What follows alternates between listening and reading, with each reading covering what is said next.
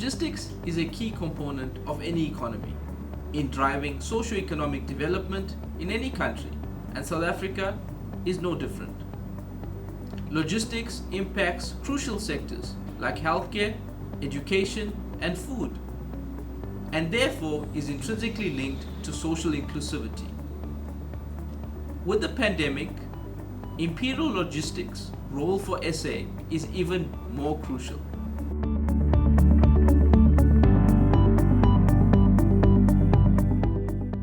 Welcome to Window on the Week, where RI shares industry professionals and thought leaders' perspective on ESG issues. We are privileged today to have Esha Mansingh, the Executive Vice President of Corporate Affairs and Investor Relations at Imperial Logistics. Welcome. Thank you very much, Aneshran, and thank you also for giving the time, the prominence, and attention to ESG, which is very pertinent at this time. Thank you, Esha. So let's get into it. So how can 3PL logistics companies like Imperial improve their S factor in ESG, usually synonymous with E, or environmental factors? So Aneshran, I think that, with Imperial Logistics particularly, or any other logistics company for that matter, aligning ESG, particularly the social pillar, is very much about the purpose of the company. And for Imperial, our purpose is connecting Africa and the world and improving people's lives through access to quality products and services. So our investment in the S, or the social pillar, is very much aligned to that, both externally from the impact and the contribution we make to the development of our countries of operation and to the development of the African continent, being a player in Africa. But at the same time, we also focus our efforts internally, because a big part of that social pillar needs to also be about ensuring the health, safety, and well-being of your people.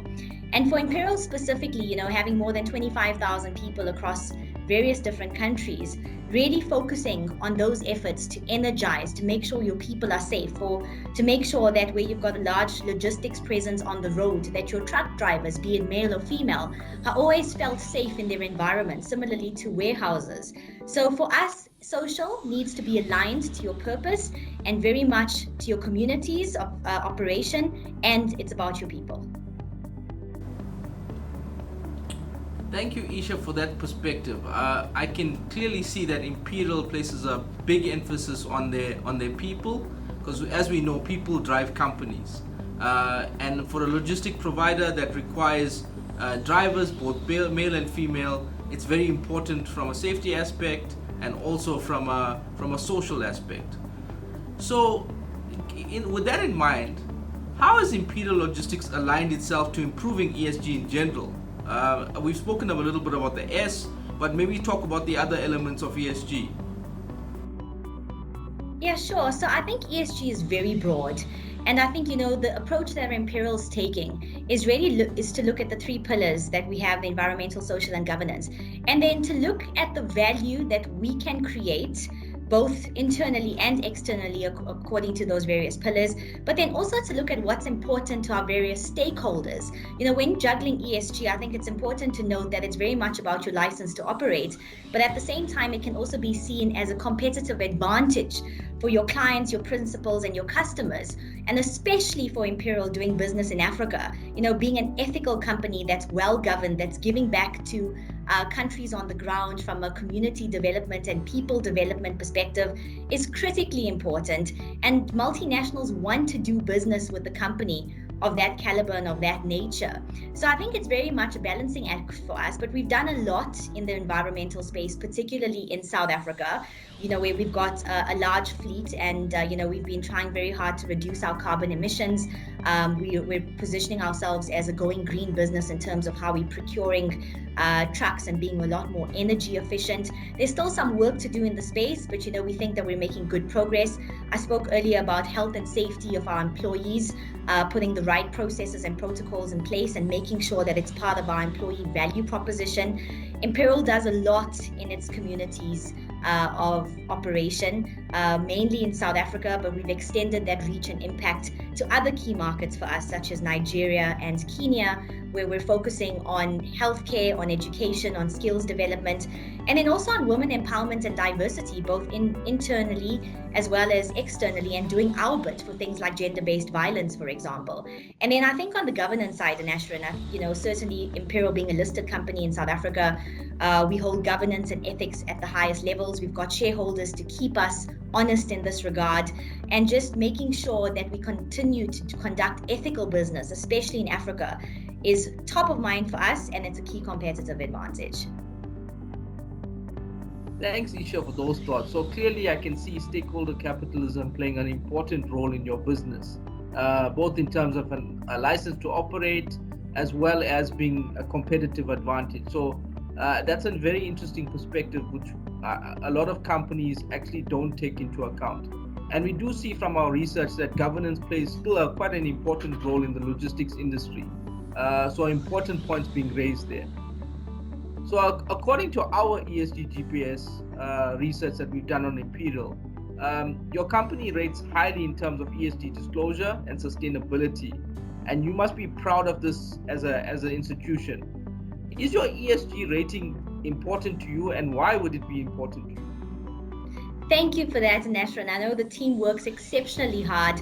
And, I always say that, you can't disclose something if it's not being conducted within business. So I think I'm going to maybe start by saying that, ESG has become an integral part of our business. It's now a pillar of our business strategy, and Imperial doesn't see it as simply a tick box approach. For us, as I mentioned earlier, it is about aligning to our purpose, and it's about giving equal prominence to people, profit, and planet. And so to integrate ESG into our businesses makes the reporting factor a lot easier. But that being said, coming back to ratings, there's various different ratings agencies. And I think the view that we take is that we consider ratings important in the aspect of which and when it's relevant to Imperial. There's a value that can be created or gained from that rating in the broader Imperial context, and also where it's relevant to certain of our stakeholders. I think we must also be cognizant that ticking boxes and completing questionnaires for various ratings agencies is also very time consuming. And I think for us, it really comes down to materiality from an ESG perspective, to be able to identify and disclose those issues that are material to Imperial. And I think really to advise all ratings agencies and stakeholders of those risks, and to basically give them a sense of us having those under control and a plan for how we wish to address them. So for us, it's really less about the tick box approach, but it's considering ratings that will add value to us from a business perspective and from a stakeholder perspective. As Risk Insights, in terms of our rating process, as you know, we carry out this as an independent organization. So we do not engage and send questionnaires to organizations. And it's something that we pride ourselves on. We do it independently. So you get a real independent view of any company's ESG scores or ratings. And for us, it's not just a tick box exercise. It's something that we take in terms of methodology and governance, we take quite seriously. So we pride ourselves on our independence, and we pride ourselves on rating listed companies independently. And Nashran, thanks for that. And I really think that you and your team should be proud of the research methodology that you undertake. And I think the way in which you undertake research, as you mentioned, from a quality and independence perspective, I think it just is a heads up to many companies to ensure that their disclosure on ESG becomes more and more comprehensive, to enable the likes of yourselves to conduct an appropriate analysis. Because I think what a lot of companies also do is when they engage or embark on ESG disclosure, it's not necessarily given the prominence and the attention it deserves.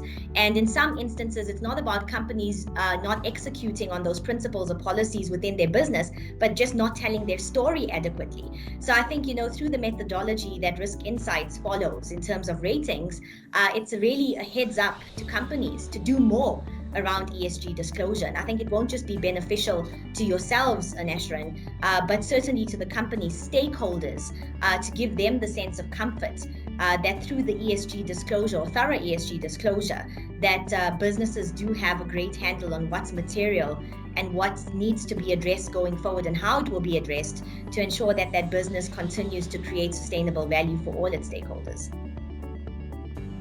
Well, thank you, Esha. We appreciate that. We do know that stakeholders across the board are looking at our ratings. They are looking at our research that we are putting out.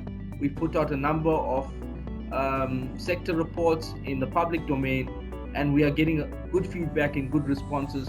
And the intention at the end of the day is to ensure that stakeholders have a transparent view of a company's environmental, social, and governance aspects, so they can make the right decisions, the right ethical decisions in terms of which sustainable companies they want to invest in. So, Esha, what are some of the initiatives Imperial has undertaken to improve the S in terms of stakeholders, communities, and in your supply chain? So, Anashran, we were very specific in terms of investment from both a time and resources perspective, particularly when you look at the S component, because, companies can go very broadly, but the way Imperial's focused its CSI initiatives particularly is one country of operation where we can make a direct impact, but secondly, to focus on key areas where there's a need, particularly in healthcare, in education, in skills development, and in road safety. And just looking at some of these industries, you can immediately see the close alignment with the work and the services that Imperial provides in these particular sectors, and filling the gap in terms of basic needs that we want to provide. And so a lot of our initiatives, are centered around these four categories. We've done a lot in South Africa, through our Unjani network, which provides primary healthcare. We recently reached or conducted our 1.6 millionth patient consult, and this is really for women by women, a network that takes primary healthcare to the communities of need. We also invest heavily in education in rural communities or underprivileged communities in South Africa through a library program via the Imperial and Motors Community Trust. We are investing heavily in women empowerment and diversity, both internally and externally, because as you know, social also should focus on your employees, and being a logistics business, which was previously male dominated, there's a lot more work that needs to be done to change the narrative. So, we established a global women's forum at Imperial. Our CEO, Mohammed Akuji, publicly pledged a few days ago as part of International Women's Day that we want to increase our gender equity target for the end of June this year to 30%, and it's currently at 24% for senior management, which is a bold commitment that the entire management team is committed to achieving, and it really starts to change the narrative. And I think outside of South Africa, we've partnered with the Tulsi Chanrai Foundation in Nigeria to establish an eye hospital, one of Nigeria's first to give the gift of sight. We've been partnering with the UN and the Caring Women's Foundation in Kenya, which is another key market for Imperial, where we invest in refugee camps and particularly giving people the gift of education. So as you can tell, there's a lot of strategic initiatives that we're embarking on. And I think another big and prominent one is the road safety initiatives. And you would have probably seen things like Car Seat for Kids by Imperial. You would have, seen things like Highway Patrol, some of our school initiatives targeting both primary and high school learners. So Imperial's become synonymous with many of these initiatives, and I think very impactful, very well thought through, and it's something that we continue to invest not just money in, and I just want to stress that point, but our teams on the ground dedicate a lot of time to making an impact in these initiatives, and hopefully going forward we can continue to grow our impact, and expand our reach across many of our other countries of operation. So clearly, Imperial is implementing strategies and within the communities that they operate to obviously get shared value out of the communities that they operate, both in South Africa and the rest of Africa. So very impressive work, and I'm sure you're going to see the fruits of your And I'm sure you're going to see the fruits of your labor coming through quite soon. So thank you, Esha, for taking the time to come and speak to us and share Imperial's ESG roadmap. Thank you very much for having me. And I think I just want to stress that ESG is a journey. And, if we can walk this journey as business together, hand in hand with our stakeholders, we'll go a long way in creating that shared value that all of us talk about. So thank you again. It's been an absolute pleasure joining you and Ashran, and keep up the great work that Risk Insight is undertaking in ESG.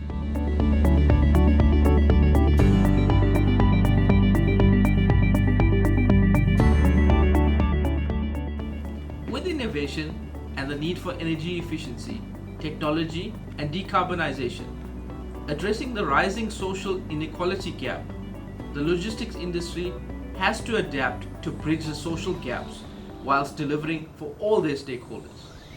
I am Esha Mansingh, CEO of Risk Insights, and thank you for joining us for this episode of Window on the Week. We look forward to seeing you next week. Stay safe.